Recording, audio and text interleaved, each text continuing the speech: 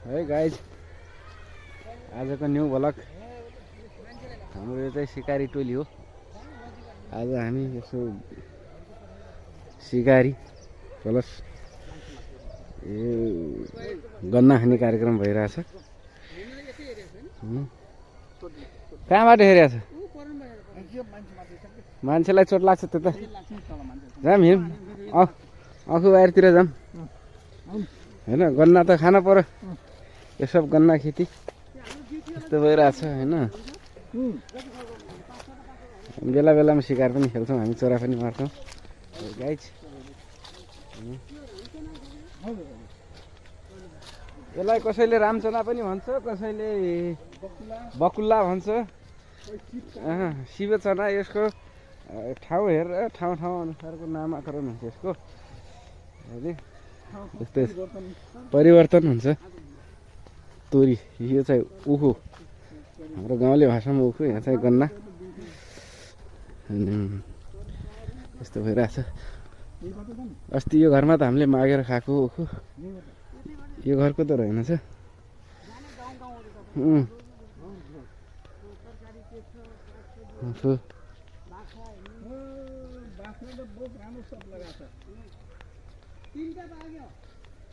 बाख्राले लगाइहाल्छ नि, यताका बाख्राहरूले यस्तै कपडा लाउँछ।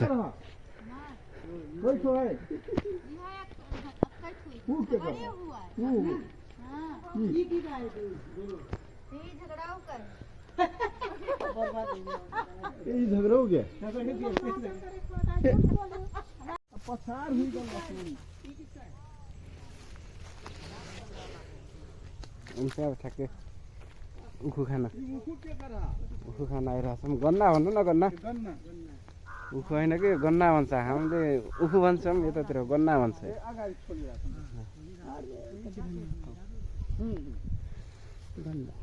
गन्नाको बारी मतलब उखुको।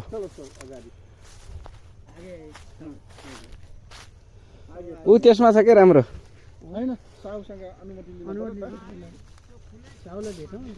साहुजी खै उताबाट आइरहेका थिए नि, साहुजी हुन्। कहाँ गए यहाँ के साहु? साहुलाई भेट्नु पर्यो।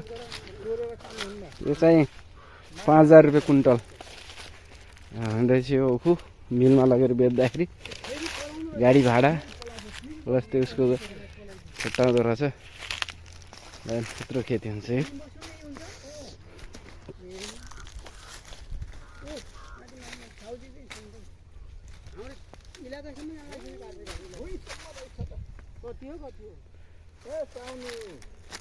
खानु पर्यो।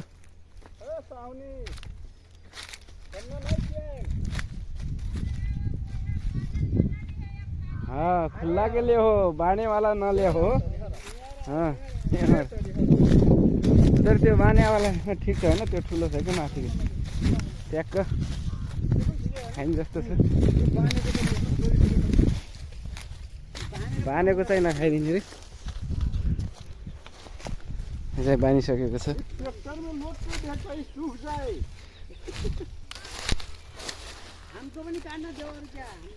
हाँ लेबर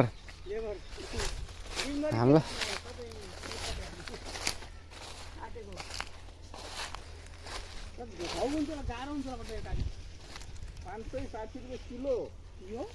बारीमा आइसकेपछि कुन खानी भन्ने हुन्छ कि यार।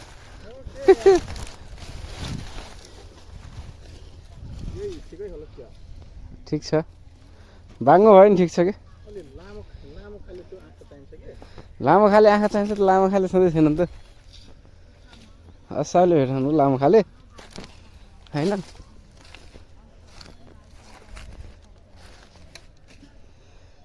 लामो खाले ठिक हुन्छ, त्यो ठिकै छ नि त। तपाईँले घर लाग्यो किन टुप्पो खेर काट्नु लाग्नु हो? त्यो पनि हान्दिनु न, किन फेद छोडिदिने? त्यस्तो नि हुन्छ यार।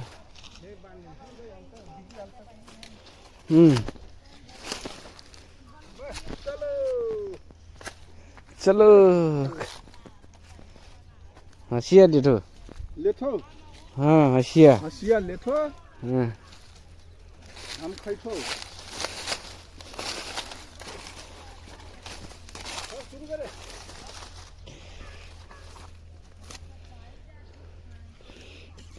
यो कस्तो छ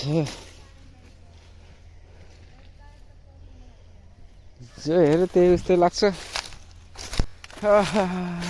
धन्न नप्रो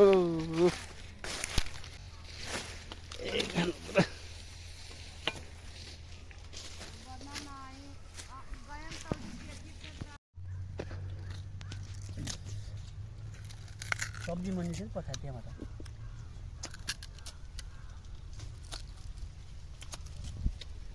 ओ अमिलो मुख गराउनु भयो यार किन अमिलोमा गराउने तपाईँ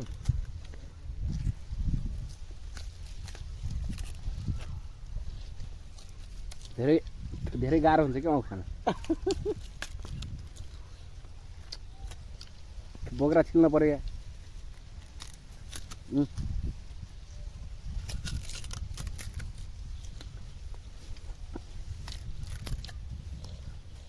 यसरी छिल्नुपर्छ यसको बोक्रा चाहिँ यो कुकुर त्यो ठेक्का लिएर